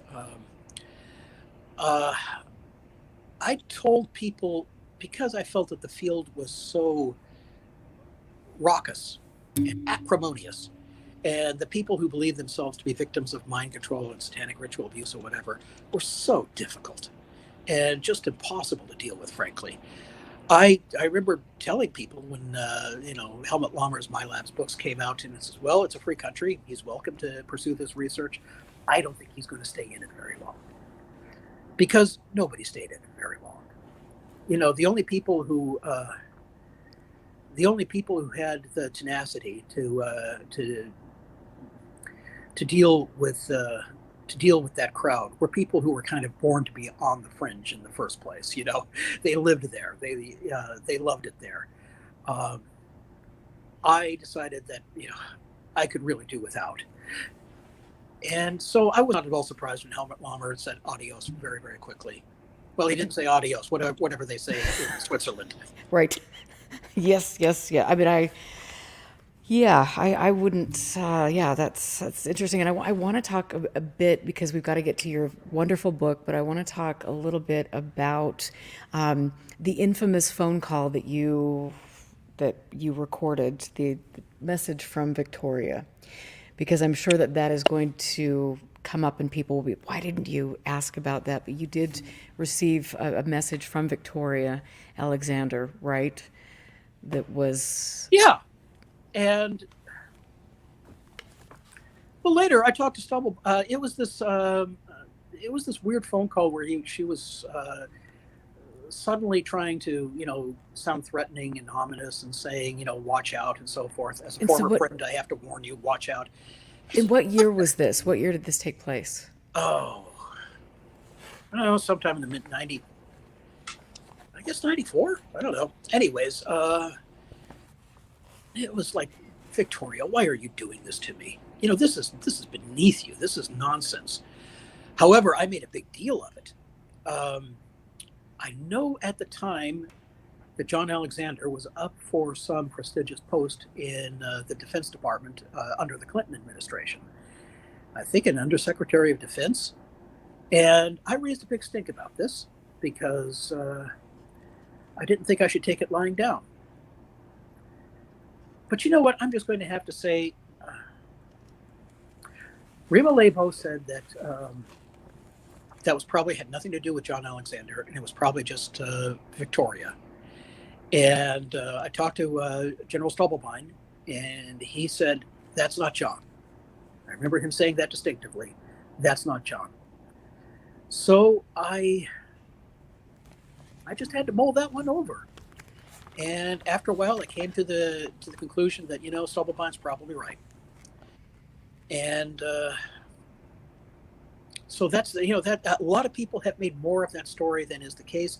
If ever you do speak to Victoria, you can ask her. It might be something that she's just embarrassed about. No, that would be interesting because that did make quite the rounds, and I remember listening to the interview where that phone call, you played the phone call, and she does state, Martin, as an ex-friend, I need to warn you that John and Hal are really pissed and they're turning it over to Gordon to handle, watch out. And so that she was specifically referring to Hal put off the owl and then Gordon Novell, and I want to just read this a little bit because of course, I just find things that are so curious. But I did find this today, the UFO magazine with the cover of the aviary again. First I've seen that. Yeah, it's. I have such a great collection thanks to wonderful people that have donated. But it just talks about. I want to read this because it's so interesting. So this is about the owl. Dr. Harold Puthoff is known for his work in parapsychology with Uri Geller. Uri Geller told me that he appeared to be a believer in UFOs when he knew him, but is better known as the owl amongst his companions in the aviary. And then it goes on to talk a little bit about Rima LeBeau being able to tap a new pool of abductees. And then it says it is known that Puthoff is putting the final touches to his equation on UFO propulsion. Let's go down a little bit. The rumor is that Church Fried Chicken is funding that. And Church Fried Chicken was rumored to be associated with a very strange conspiracy theory. The KKK. Once quoted figure suggests 250,000 is the other. 100,000 Hal Puthoff maintains that was a workable prototype for his flying machines. And then also Puthoff had contact, all of them did, with Ira Einhorn, who was charged with murdering his ex-girlfriend and subsequently escaped bail. And then also Gordon Novell, who was interesting, and it just says here, and I'm just reading this, was born in Texas. He was involved in the Bay of Pigs, worked for the CIA, DIA, played a part, according to his wife, in the Kennedy assassination, has done a great deal of electronic work for the Pentagon, and was knew John Lear's father. Interesting fellows. So anyway, again, I'm just reading this, which I found fascinating, and I just found it today from UFO magazine, circa 1992. But so tell me about Gordon Novell and how this kind of played into what was going on at that time with the phone He call. Gordo vaguely threatened me once, but I later learned from others who had undergone the same thing that that's just Gordo's way of acknowledging the fact that you exist. It's like saying hello.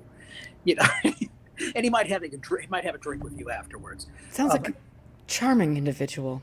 oh, he was, and it's astonishing the amount of scandalous things that he somehow became involved with, up to everything from the Bay of Pigs invasion to the JFK assassination.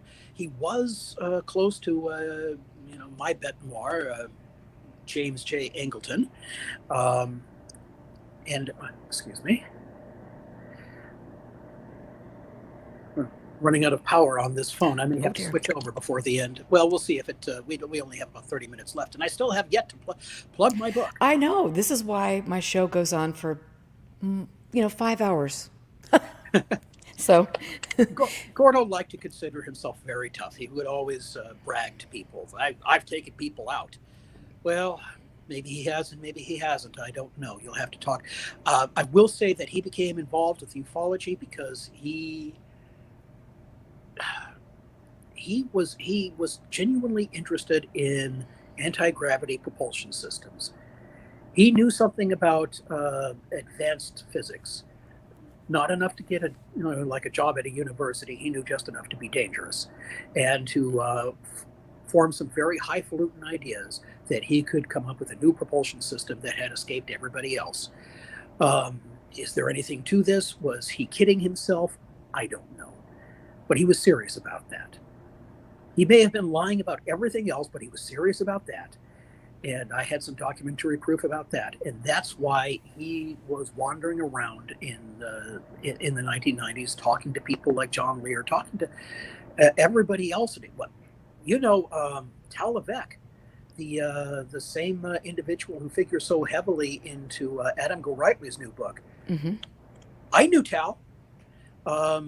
If I'd known that Adam could get an entire book out of it, I would have written a book about Tal. Strange character. He worked supposedly for Northrop. I'm pretty sure he did, but his entire life was devoted to spreading bullshit stories to ufologists and to other fringe dwellers. But he also knew Gordon Novell, at least for a while. I think he was a little bit afraid of Gordo. Interesting. And then again, another rabbit hole to go down. Before we get to your book, I want to talk about Krista Tilton, and I want to talk about Wendell Stevens. And again, before we started the show, you mentioned the fact that Wendell Stevens was actually at a conference selling his wares after he'd been convicted of something. So can you just go into that a little bit? Yeah, I'll tell the story. In fact, that's one of the things that caused me to start reliving the old days. I had tried to put all this behind me, but two things happened. One is the first one, as I said, was I read David Boer's book, his excellent book. That should be the second book you all buy after you buy mine, which is called The Child Stealers. But which is available on Amazon right now. Good. Anyways, I digressed. Krista.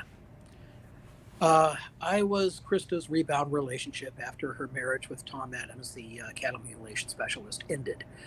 And really, Tom Adams was a rebound relationship after her marriage to Wendell Stevens ended. I loved Krista. I only told her that once. She only told me that once. Krista was a very difficult individual. I've read about borderline personality disorder. To me, I am not a psychologist, so I cannot identify exactly what the issue was. But she herself admitted that she had issues. Her total impulsivity. If an idea occurred to her, she would just do it. Impulsivity was her main characteristic. And impulsivity is the main characteristic of those with borderline personality disorders. Plus the fact that her moods would swing wildly.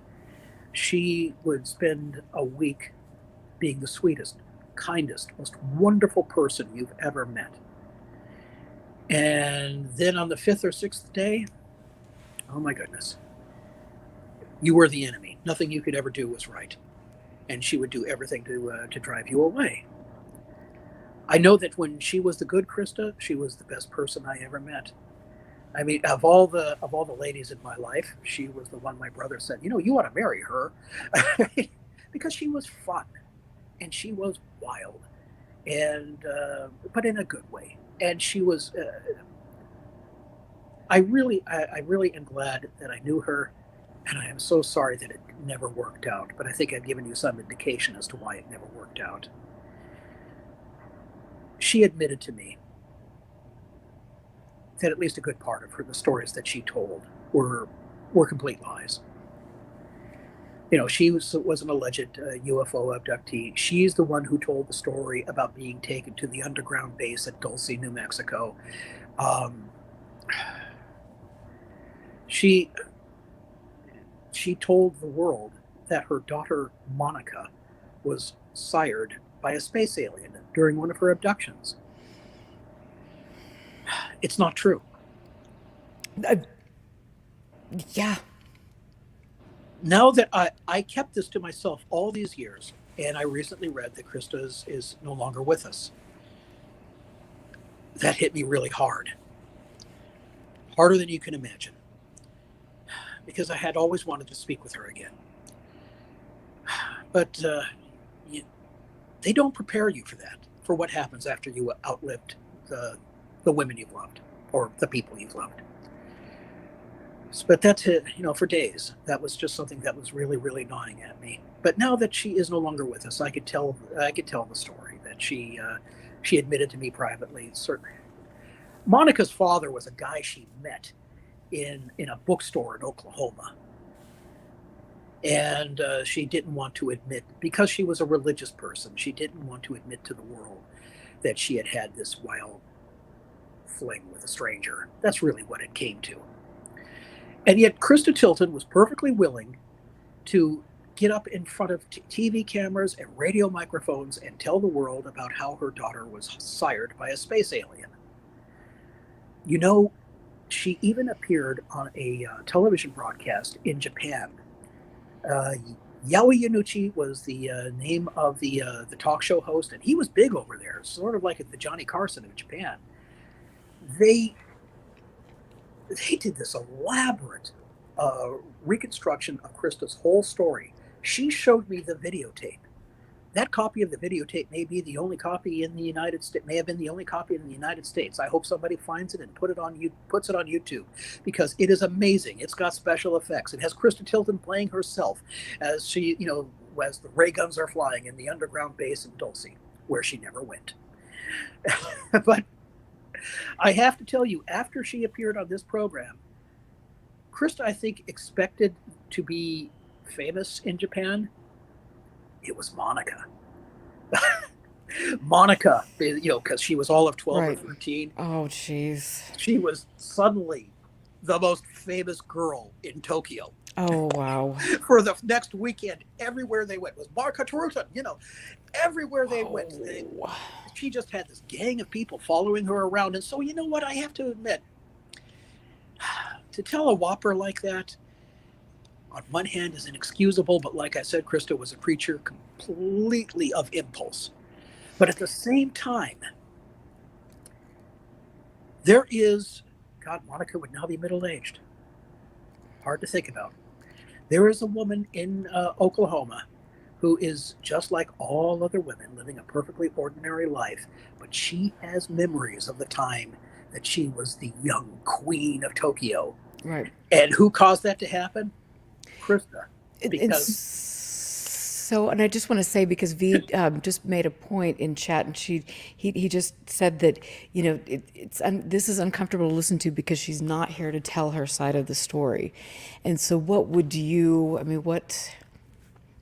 I don't feel good about telling this side of the story, but on the other hand, I still come across YouTube videos who take the whole underground base seriously. You know, her stories seriously. Now, there aren't so many, and there are people who have tried to do a biographical recount of Tom Adams, and they try to understand why Krista was so difficult to deal with. Tom and I had a long talk about Krista Tilton, and And we both understood the exact same thing, that Krista was the kindest, most wonderful, the sweetest, and most lovable person in the world. And on top of that, a good researcher in her own right. What made her a good researcher was that when she was her best self, people just plain liked her. And I once told Bill Moore this, in a way, Krista is a better researcher than you, because frankly, nobody likes you, Bill. Nobody likes me. We just have that kind of personality. But Krista, they just automatically, they love her the moment they meet her. Myrna Hansen, there was a time when she was talking to absolutely nobody in ufology. She was another famous abductee. She talked to Krista because she just had a way of getting people to open up. And that is why I miss her. And I want to spend this time, not just saying, not just talking about the bad parts of that relationship, but also saying that she was a wonderful person and that her work should not be forgotten. Her book on Paul Benowitz definitely is worth reading. Okay. That's amazing. And thank you for sharing that. And I know in our private conversations, I mean, you have much love for her. I mean, she was an important person to you. And so thank you. And I want to talk a little bit about Wendell Stevens. So just share a little bit about that and his background. Wendell and Krista had known each other for quite some time, as people did in ufology back then, by telephone calls, by writing back and forth, and they became close. Wendell Stevens was arrested for offenses against children, and when he was in prison, I've actually seen the correspondence that Wendell wrote to her. He basically proposed marriage to her. His thought was that his belief was that if he was engaged in a stable heterosexual relationship with an adult woman, right, that she would that it would go well for him, and that he would achieve an early release.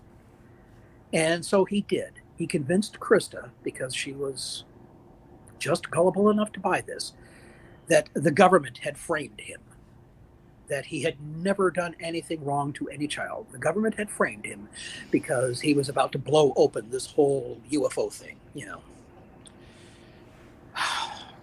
I can't believe anybody can be that gullible. Well, Krista did marry him while he was in prison. And she went to live in his house. And eventually, she discovered proof that the allegations against him were quite real. And that, in fact, he made pornographic films involving children. So naturally, she filed for divorce. And she had to seek therapy for that. They had to explain to her, it's not your fault. And it wasn't her fault. I mean, she was gullible, but gullibility is not a sin. It was not her fault. But I think that affected her. That really affected her. And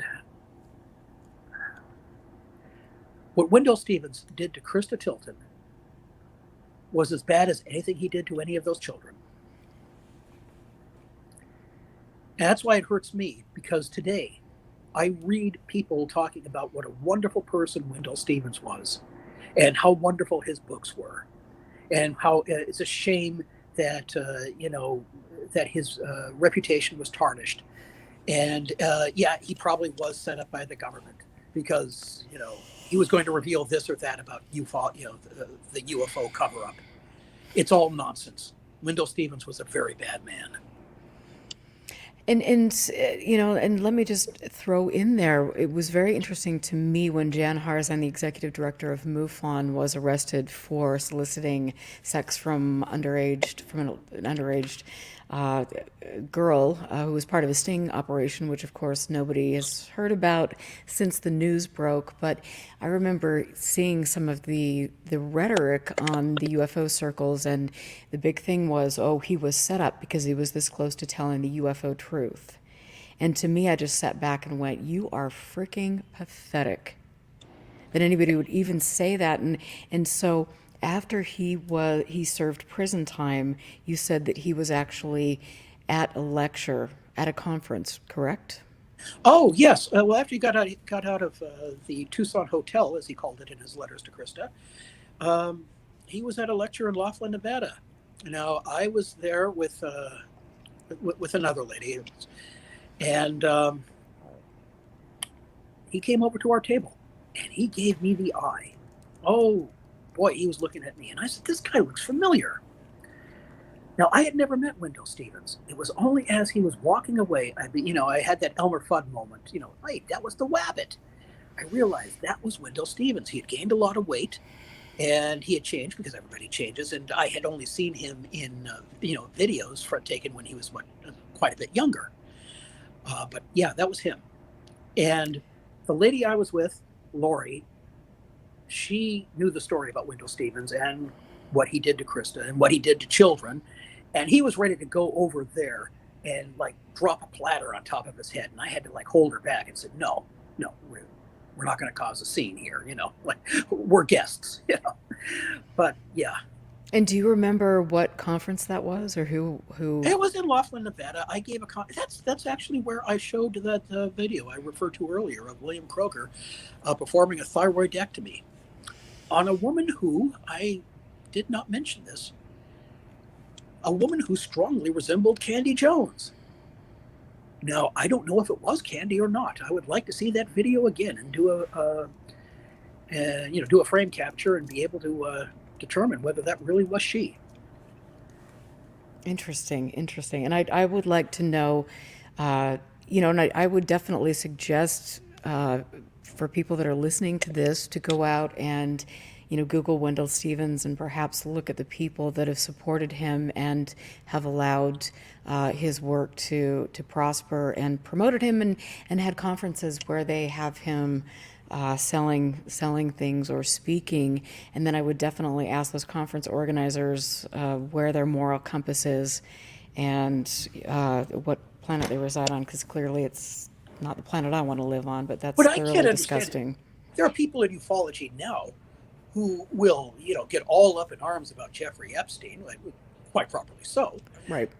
And of course, and Ghislaine Maxwell, and then they'll spread all these wild accusations, against Hillary Clinton and Joe Biden, and just call them pedophiles with no evidence, and yet they'll make excuses for somebody like Wendell Stevens. Right. Or Jan Harzan, I mean, it's just it's so amazing to me. I guess when it's convenient, to they were covering up UFO stuff, so they got framed. I mean, give me a break. This unfortunately this shows, it exposes the real sickness in the UFO community to kind of allow all of these things to, people who are gullible to be taken advantage of, people that maybe perhaps need mental health, that need to be other places and are being, hey, let's do an abduction study. Let's, figure out your inner workings, and then we're going to tell you that, oh, yes, you have been touched by an alien, and you are here to spread the lovely news that you are here, that you're a superior being, and God bless the tall Nordics, and Heil Hitler, and here we go. I mean, to me, it's just, it's really quite stupefying. Well, I was one of the voices back in the 90s who was saying that there is this weird incursion of far right-wing rhetoric into the edges of ufology. I did not want to be misconstrued. I'm not accusing. Well, that was my cat. I'm not accusing everybody in the field of being like that or having those kinds of politics. No, far from it. But on the other hand, it was starting to make it certainly that Bill Cooper. Oh my goodness, we ought to have a whole other show just talking about my interactions with that fellow. I talked to him in '87 before anybody had even heard of him.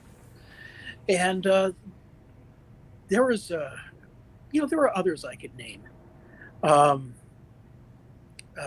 Jim Brandon, the the author of a book that made quite an impact on me called Weird America. I loved that book. And I was quite astonished to find out that he was actually an out and out, and still is, I guess, an out and out neo-Nazi named William Grimstead. It was, I read Weird America and I thought that he was just a young hippie type, you know? And I thought that he was one of the cool guys. And you could have knocked me over with a feather when I found out that he adhered to this bizarre right-wing extremist ideology. But that's actually pretty common. And so I spoke up against that in the 90s. And of course, people didn't want to hear it. Of course, that does make you. I mean, and there is a real, there's a lot of traction with that, unfortunately now, and I think it's, I mean, I've got a little folder here, and I wish it was bigger. So if anybody has anything from the 70s, 80s, 90s that has to do with Samstadt and the Nazi UFO propaganda that was promoted, that has been such a great part of ufology, definitely let me know. Don't throw these away. I would like to have more of them. It paints a very interesting picture of that faction in ufology. So it is. Erica, we could talk another 2 hours on that, and I think I would like to. Okay. However, I'm about to lose battery on this phone. And we only have 10 minutes left. Okay, so your book. Please your allow book. me to plug my book. Oh gosh, I know. I thank you. This has been so wonderful, and I'm going to ask you to come back not next week, but if you'd come back the week after. Okay. Well, thank you. Yeah. And again, before I get into this, I do want to apologize for speaking so personally about Krista. And perhaps I said more than I should have, and in which case I really do apologize. But you asked, and the story has to be told at one point. If a famous abductee admits that she made it up, at some point you have to tell the world. Anyways, I did write a book. I was originally going to put together just a fun little compendium called Phantom Attackers. And it was going to be dealing with the creepy clown thing and Dartman of the 1970s. I don't know how many people remember that one, and a few other stories like that. Kind of John Keelian stuff. And it was going to be lighthearted, and it was going to be fun. And I thought I should have a story in there about the phantom social workers, that phenomenon that happened in Great Britain in the circa 1990. And it was laughed off by the police as being just a case of mass hysteria. And that was the line I was going to go with. I was going to devote a chapter to it. Ha ha, isn't it funny? I was going to invite the reader, metaphorically speaking, into the library as we swilled sherry and say, aren't they silly, these silly rabble who would jump to these conclusions? And then a thought occurred to me. Should I see whether the phantom social worker phenomenon has happened here in America? And so I started Googling. And hours later, I had come across case after case after case after case. Not only had it happened here, and what phantom social workers are, and I'm sorry that so much of this broadcast is about offenses against children, but that's just the way it turned out. It's kind of an icky topic to write about, but as you'll see, I kind of had to once I came across this stuff. Phantom social workers are people who claim to be working for child welfare agencies in order to gain access to children. They come up to household where parents have children, very young children, and they accuse the parents of being involved in horrible abuses against their children. And they demand to examine the children. And of course, you could imagine, oh, newbie, get off the table. Yes, that is my black cat. Well, I'm having problems down here too. Yes. Anyways, they ask to examine the child. Usually it's a toddler or somebody quite young. And the parent is quite anxious often to demonstrate that, no, I have not harmed my child. See here, there are no bruises on the body. This happened to a woman named Elizabeth Coupland in Great Britain. And then they came a second time in 1990. They came a second time. Can you hear me?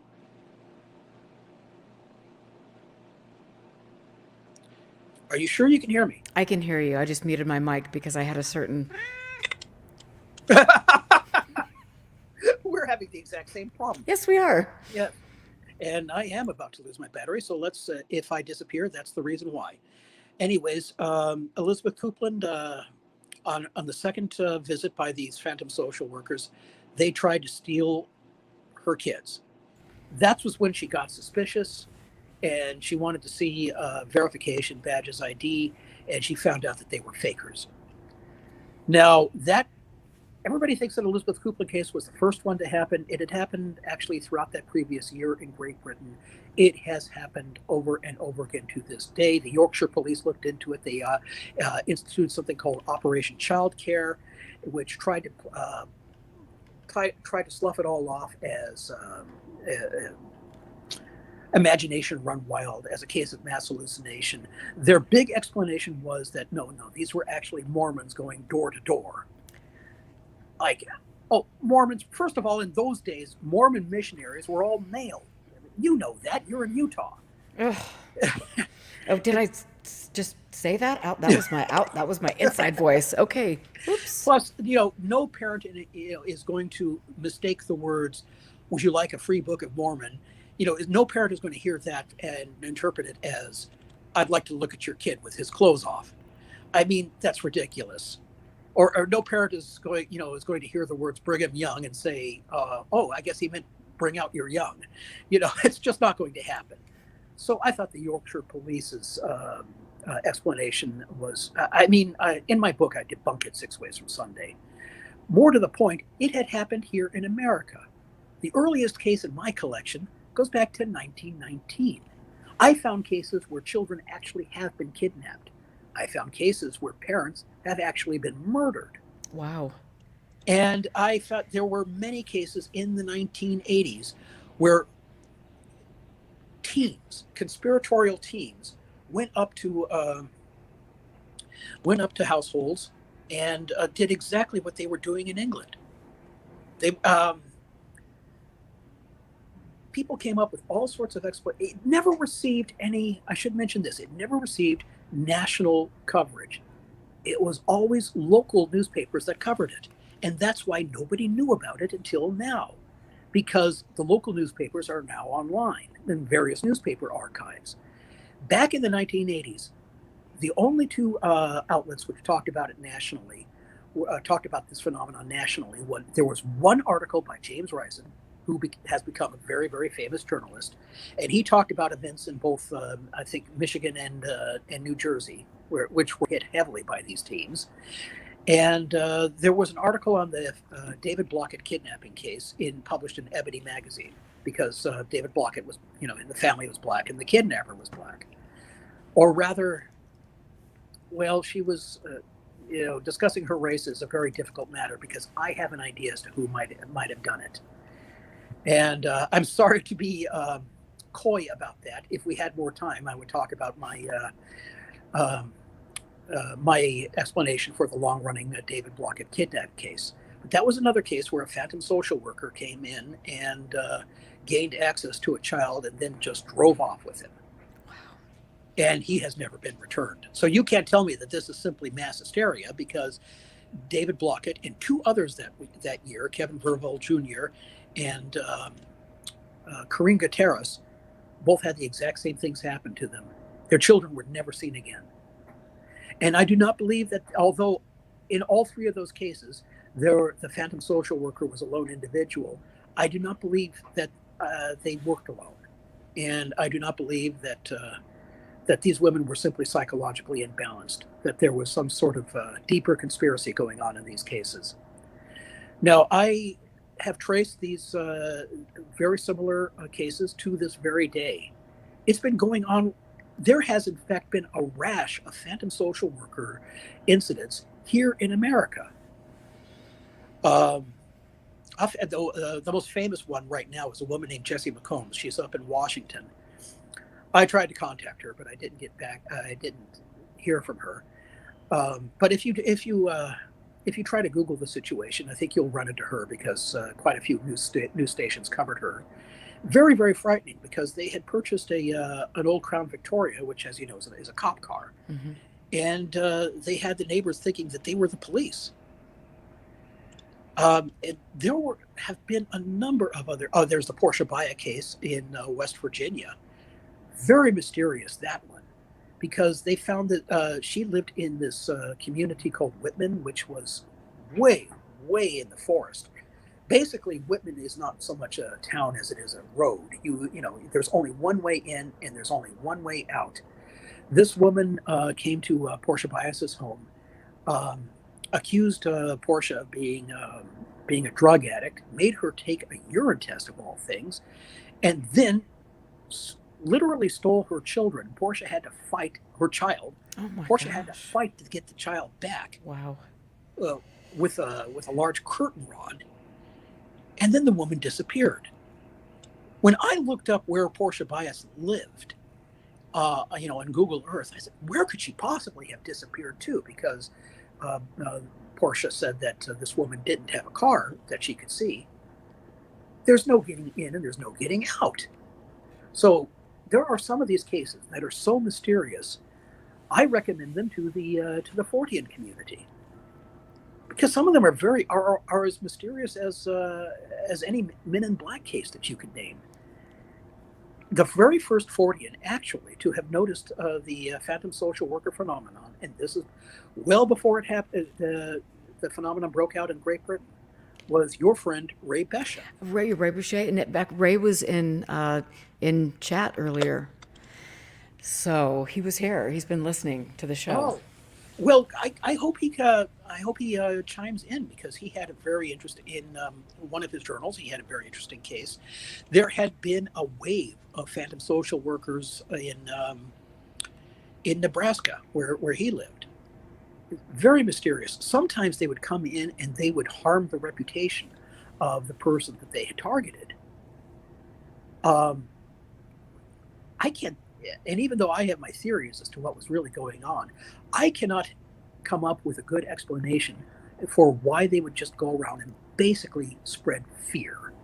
And that's what they've done in many of these cases. It happened about 10 years ago, I believe, in the Florida Panhandle. People would be getting phantom social workers would call people up and accuse parents of committing horrible crimes against their children. Or talk to, in one case, they talked to somebody's employer, and they spread these rumors. What could they possibly get from this? What is there? I can't see any monetary benefit from it. That is so. All of it is so disturbing, and I know just from, I mean, you have studied two really disturbing topics, and I know that cannot be easy. And I want to just show this: the controllers, the child stealers, phantom social workers, an American mystery. You can get your new book on Amazon, so I would definitely suggest people do that. And it is disturbing, I think, when you start going down some of these lanes, Well, yeah. paths, and it takes Let me a just bit out say, of you. I am now a little bit. I'm now a little bit sorry that I spent so much time dealing with the phantom social worker phenomenon, because it may well be that the topic is just so icky.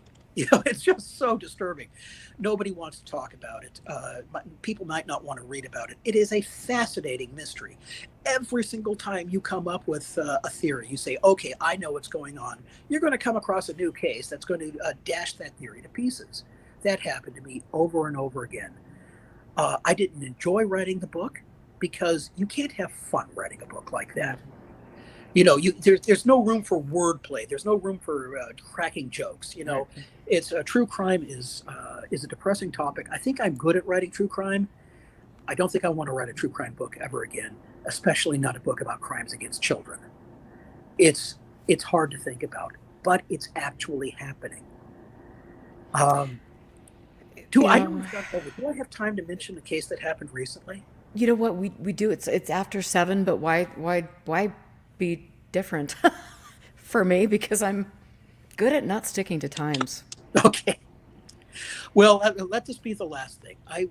There was just a case that appeared in the news, and now I'm wondering if this might have some connection to the phantom social worker phenomenon. When I first saw the headline, I thought, no, this is different. It's icky and it's disgusting, but it's different. And I'm referring, of course, to the case that recently happened in a suburb or a town outside of Houston. And a woman in a Walmart was offered first $250,000 for her child and then offered $500,000. The woman who made the offer, the, who made the offer was named Rebecca Taylor, if I recall. I don't think the name of the woman who was on the receiving end has ever been identified. When I looked into the details, I thought this is as weird as any of the phantom social worker cases that I've looked into, because the woman Rebecca Taylor had a friend. So in a sense, it was a conspiracy case, who was working with her, an Hispanic lady. She has not been identified in any public story available to me, and I've read them all by this point. So it's just like the phantom social workers, where they would often appear in pairs or trios or something like that. More than that, they knew who this child was from the beginning. They acted as though, oh, we just saw this kid and now we want to make you an offer to hand him over to us. But that wasn't the case, because at first the Hispanic woman, who was the partner in this, asked the kid's name. What's his name? And the parent, of course, said, I'm not telling you. And then they revealed, yeah, we knew his name all along. We know who you are. We know who he is. What's more, the woman making the offer of $500,000 had parked her black SUV right next to the car driven by the woman whose child was coveted. So even though the woman did not recognize Rebecca Taylor, somehow they knew who she was. This is mysterious. Plus, they offered her this vast sum of money and said that they would hand it to her if they would just come out to the car. Nobody goes around with that amount of money in an SUV. You certainly don't do that as you're just, you're walking into any old random They Walmart. might in Utah. I don't know. Well, you're going to have to tell me more about Utah. Oh, I will. So it seems clear to me that every news story is playing this as an attempt to buy a child. I think it was darker than that. I think they wanted to lure this woman into the SUV. And God knows what would have happened to her then. Oh, scary. Wow. That is so frightening. And I just, I wanted to thank you, and I want to thank, the people in chat tonight. Again, I've got the best listeners on the planet who get in here and ask really thoughtful questions. And V, you've made some great points tonight. Mortimer, it's nice to see you. Simon, always lovely. Jim, Spaghetti Lee. Matthew, Riot, so many of you who are listening to UFO Classified have an understanding of the fact that we need to look a little bit deeper, and we should never, under any circumstance, take things in the UFO subject at face value. There are a lot of people in here who use the UFO narrative as a cover for dark purposes, and people that truly probably need help, that should find help and not in the UFO subject. But Martin, I want to say that I just find you so fascinating. I think when I got your email, to me, that was one of the best moments in the history of my being in this subject, because it was like, yes, here's this guy that I've been wanting to talk to, that has not talked to anybody for a long time. Here you are. That was a real great day for me. Thank you for reaching out to me. Well, thank you, because to tell you the truth, if not for you and David Boer, I just would have let the past be past. I thought for sure that if I dipped my toes into this field again, I would once again be the guy that everybody hated. And that, like I said, once is enough. It's okay. You've got people. You've got. And it's you're. Yeah. I think we're trying to tell the truth, and I think that's a great thing. And we do have a lot of people out there that support that, and I think the chat room has been a prime example of that. And I want to just thank you again. And so next week I'm going to have Phil Leach on the show, another partner in crime who likes to stir up trouble. And V just wanted me to tell you in chat that he's very envious of your fine tweet. You do look quite dapper. Yeah, well, I can't exactly do my Sean Connery as well as I used to, but It's okay. Between now and 2 weeks from now, when you're on the show again, you can practice. of course I will. Okay.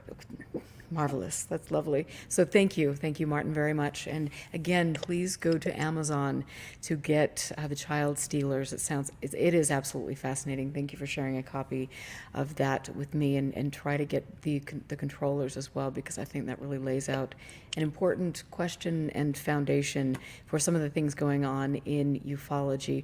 Martin, thank you very much. And please click like, subscribe. I am not very good at self-promoting here, but click like, subscribe. There's no reason I shouldn't have 60,000 views on each of my shows, because I've seen shows that shouldn't have one.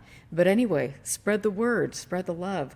If you feel so inclined and you like the show, please become a Patreon. Go to ufoclassified.com to pledge your support to help keep the show on the air, to meet costs for the show, to help me archive, and to help me seek therapy so I can continue to try to get the truth out, because let me tell you, this hasn't been easy. I'm just kidding. Anyway, so you guys have a wonderful night. Thank you, Martin, and I will catch you guys next week. Thank you very much.